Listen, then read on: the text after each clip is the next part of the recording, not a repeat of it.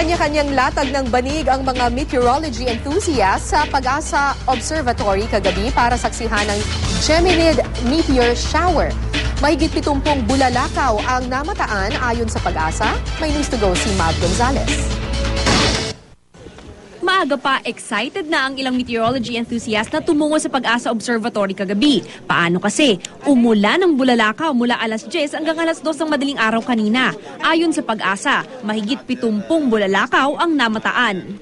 Nag-observe tayo ng tinatawag ng Geminid Meteor Showers. Periodic ito, ibig sabihin ito ay mga remnants ito ng mga fast comet o kaya naman sinasabi mga asteroid.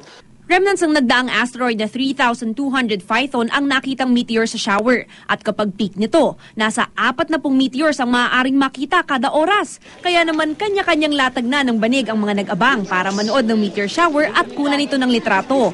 Ang ilang nakakita ng meteor, nag-wish pa. Nakakatuwa po siya kasi parang minsan lang makakita po ng mga ganito, ng mga meteor nga po. Nag-wish ka ba? Opo, nag-wish po ako. Anong winish mo?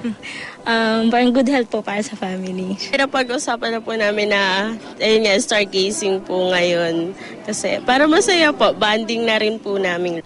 Ang saya, ang dami kong nakita.